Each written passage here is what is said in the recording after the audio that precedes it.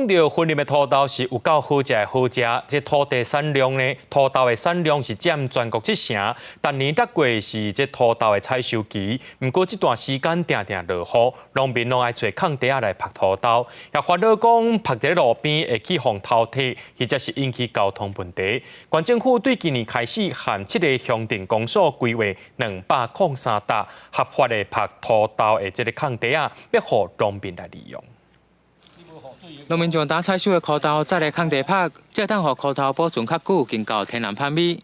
今年6月份后，拄好是牛年苦豆采收期。过去这段期间，定因为落雨，导致苦豆农找袂到空地来拍苦豆。现在当到乡镇市公所还是派出所登记排队。去派出所登记啊，登记有路权啊，这路内哪有啊，拢有路权啊，按溪条遐哪有一抓啊。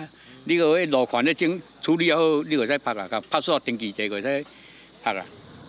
文管府农业处表示，前几年常发生农民因为拍苦豆，行业路人抢道进行。农业处要求警方乡镇市公所共同影响规划合法拍场。原本去年只有5乡镇配合办理，但今年增加到7乡镇。合法拍场为去年110处，增加到203处。为共同研商提供合法赛场的规划。目前公所已经规划出203处的一个合法赛场。请农民如果有需求，可以向公所提出申请。另外也呼吁那个农民在酷赛发生时，在赛场的前后40公尺处要设置三角锥。农业处就讲，这合法拍场大部分延续过去农民常使用的地区。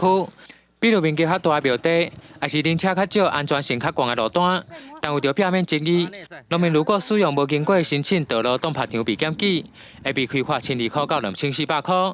记者向文报道。